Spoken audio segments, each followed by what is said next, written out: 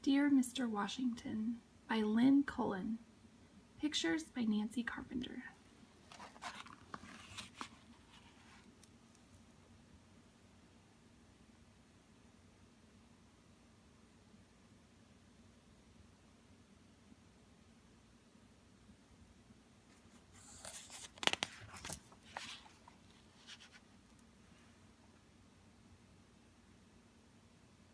April 1st, 1796. Dear Mr. Washington, I am sorry for what happened to your hair ribbon when you came to our house for Father to paint your picture. James and I did not mean for our cat to race up your shoulders. Kitty was just playing with Dash. Dash is our dog. I have drawn a picture of him for you.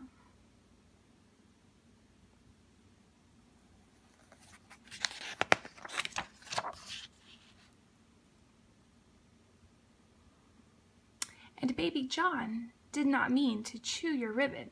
It only got a little wet. James and I wanted to see if what Father said was true, that he could not get you to smile for your picture.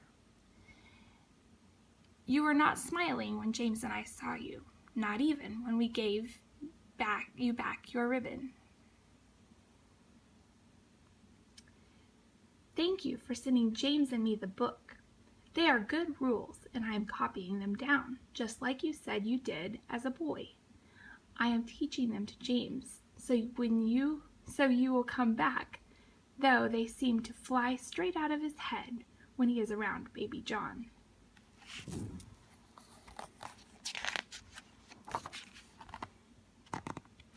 Here they are. Rules of good behavior for boys and girls. Number 1. Do not be a peacock, looking to see how nicely your shoes and stockings fit and how handsome you are. Rule number 2. Do not run in the streets, nor go too slowly with your mouth open. Nor shake your arms, nor kick the earth, nor go upon your toes in a dancing fashion. Rule number 3. If in the company of someone important, walk behind him, but in a manner that he may easily speak to you.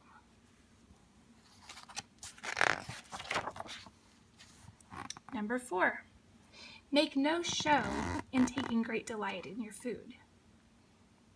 Number 5. Put not another bite into your mouth until the first is swallowed. Let not your morsels be too big for your jowls, nor talk with your mouth full. 6. Do not wiggle in the sight of others, nor gnaw at your nails, nor speak louder than ordinary.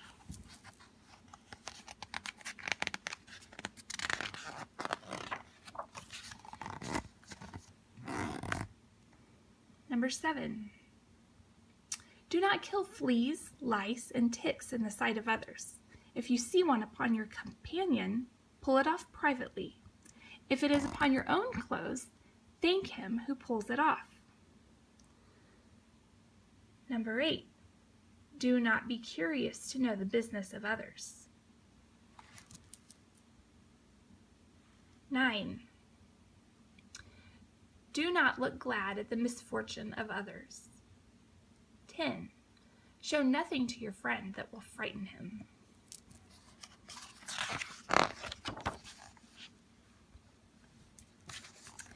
In no time, I am sure James and I will have learned all of these rules. I hope so, for Mother says until then we get no pudding after dinner.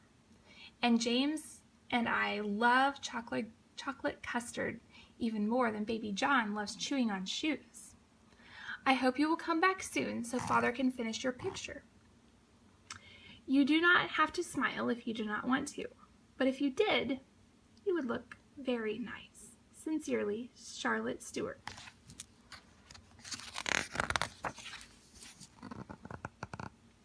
April 8th, 1796, Dear Mr. Washington.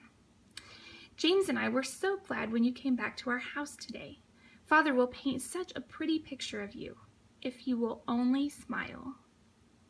James and I thought if we were very, very good, it might make you happier. so he followed the rules very carefully. Though Mother gave James new stockings for your visit, he would not look at them.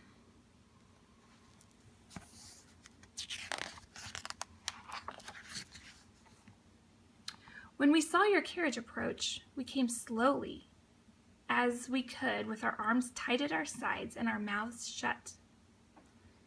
We followed you into the house, far enough behind so that you could not see us, but we could hear you speak. What is a scallywag?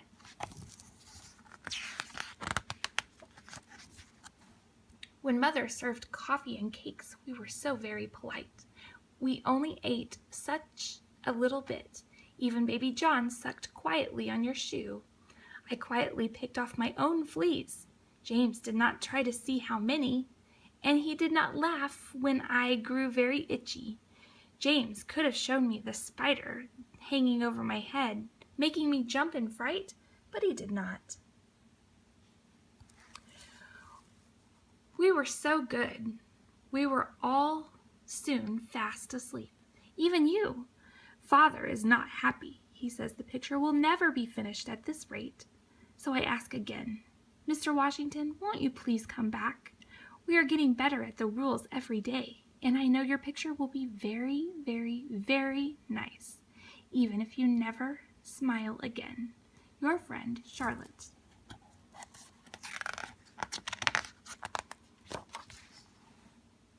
Dear Mr. Washington, April 15th, 1796. James and I could not believe it when your carriage arrived today. Mother did not tell us you were coming. She had told us to play all we wanted, far, far away, and to take baby John and Dash. Imagine our surprise when we came back because baby John got hungry, and there you were.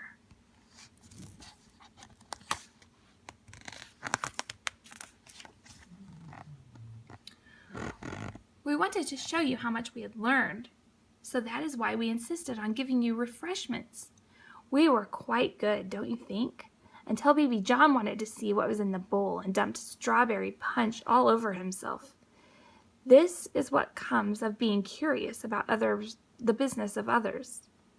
But then James, who should have known better, forgot the rules and laughed at baby John's misfortune.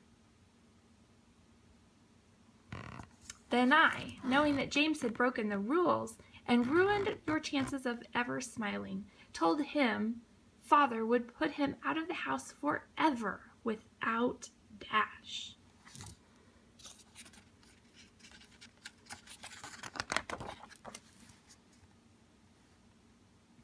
That gave James such a fright that he instantly began crying until Dash howled and Kitty ran and hid, and baby John broke into a loud, loud wail.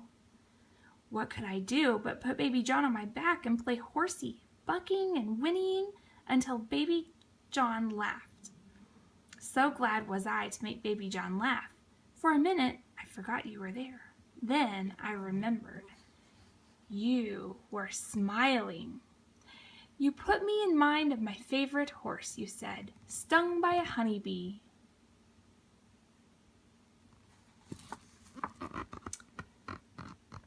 Now Father's picture is finished. It looks very, very, very nice. But maybe you will like the picture I am sitting better. It is the best horse I can do. I hope you are still smiling. Love, Charlotte.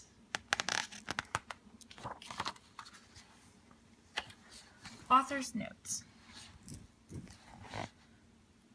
In April of 1796, George Washington, first President of the United States, came to the home of Gilbert Stuart, a famous artist, to have his portrait painted. Mr. Stuart's children, eventually 12 in all, most of whose names have been lost in history, witnessed this important event. But while their father had painted many portraits of famous people before, painting President Washington was different. President Washington hated having his picture painted. Mr. Stuart was in despair because Washington's grim expression was ruining the portrait.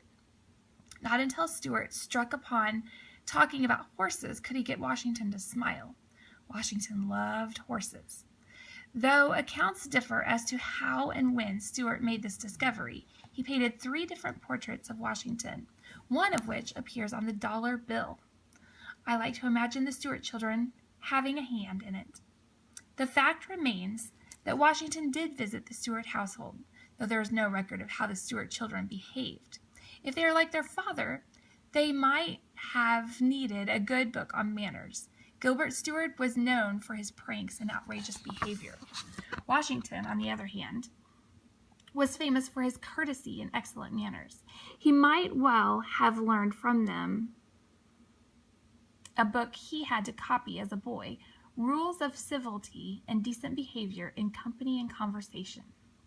The rules listed in Dear Mr. Washington are taken from that book, with spelling and grammar modified for modern-day readers.